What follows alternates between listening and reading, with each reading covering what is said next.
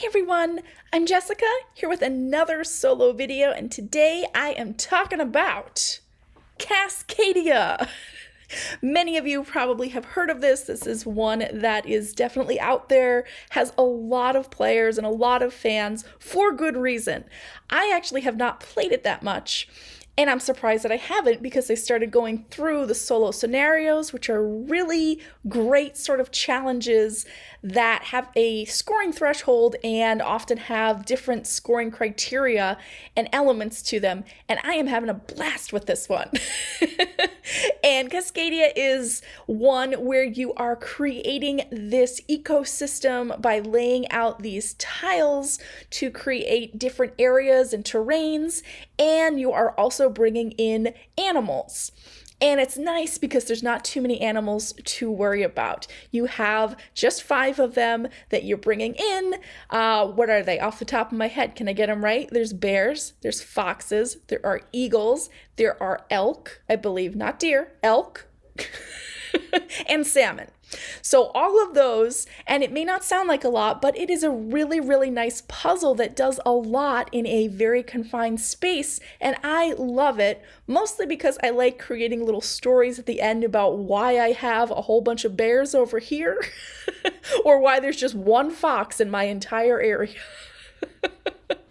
And it looks nice. It's nice and relaxing to go through a place quickly, and this is why I think it is so popular, is that it just does such a nice job of creating these choices about what type of terrain or tile that you're adding into your ecosystem, and then what type of animal to add in, and where you can sometimes get bonuses, and working on that scoring criteria that sometimes all of the animals will score decently well. Other times I have found I need to focus on a specific animal. Maybe foxes are going to actually work out for me, not only just from those solo scenarios, but sometimes just from what comes out of the bag and sort of the random order and what's available to me. It's a really, really nice game. I love this one, and I need to play more. I mean, that is something I say about most of my games, but this one really deserves more attention because look at that. It's just so nice, and I really do enjoy the nature games. I enjoy ones where you're just having sort of a cozy time and not needing to worry about any tension. Like this one is, even if the scoring criteria are not going well, even if you're not getting what you need and you're not doing particularly well, it's fine. You still have this nice little area, and worst case, you might just be like, you know what? There's just salmon in this area, okay? This is a fishing area where no one actually goes fishing. It's where the fish live. So who cares? Who cares if there's no bears or no elk? It's fine. So if I look at some of my pros and cons of this one, again, I said it has a very relaxing vibe to it. It really does. I don't feel stressed out with this, and time just sort of passes slowly, but without dragging on. It's just a nice, pleasant sort of experience. I like how those scenarios start off really, I wouldn't say easy, but simple in terms of, you're using the easier scoring cards.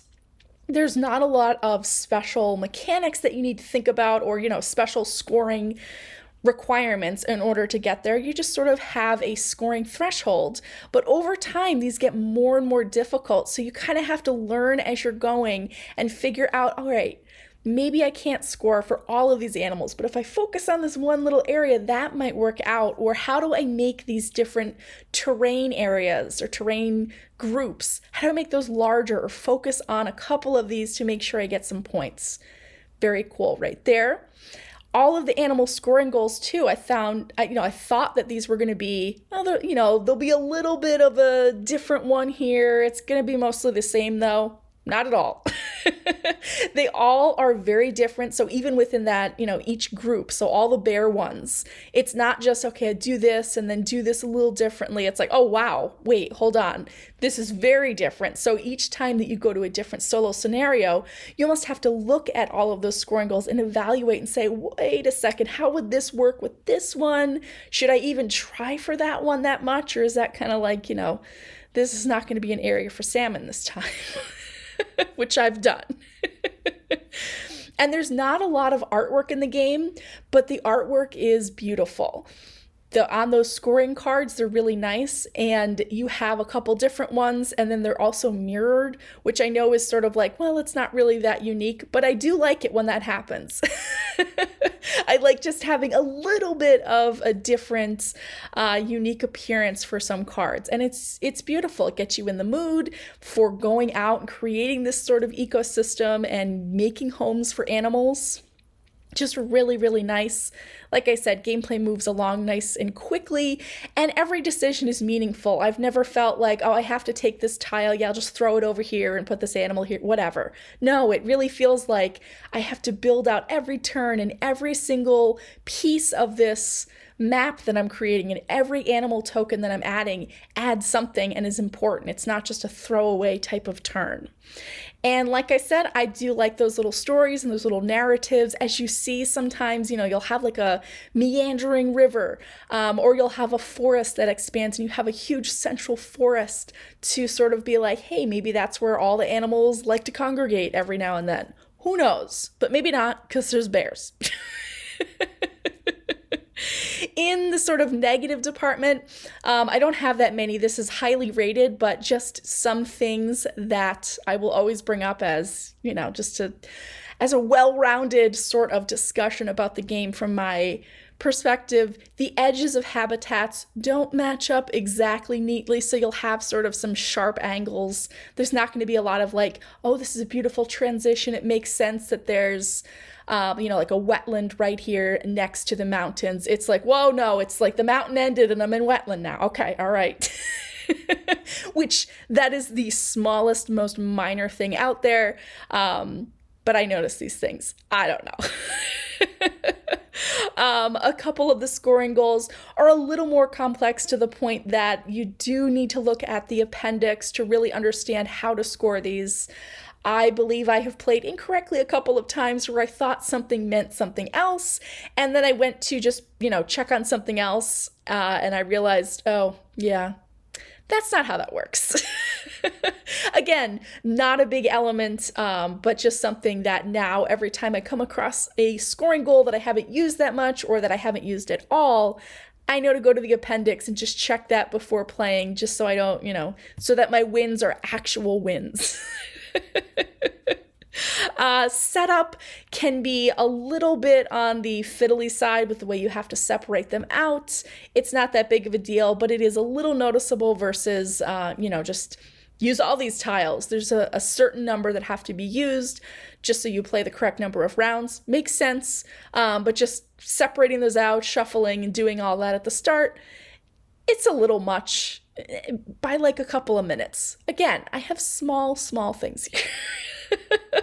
And then finally, I think a couple of the scenarios I've played have felt a little luck-based, in that I really needed certain types of animal tokens to come out a lot, or I needed a certain blend of something that wasn't exactly easy to, that would not just normally come across or come up in standard play. There was a little bit of luck there, but again, this is a very quick, relaxing sort of game, so resetting that, not a problem. So I am hoping to keep playing through these solo scenarios. I'm excited about that. I know another topic that sometimes comes up with Cascadia is, what about the expansion, Cascadia Landmarks? And at this point, I have not purchased it. I don't think it is something that is going to necessarily work for me. And I know I say that, I don't own it, so you have not tried it yet. How do you say that? I really just like how Cascadia works.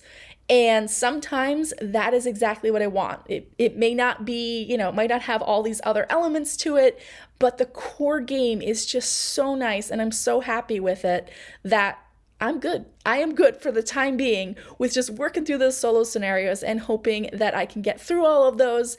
And then at that point, maybe I will reevaluate. But for now, base game, love it. So that again is Cascadia.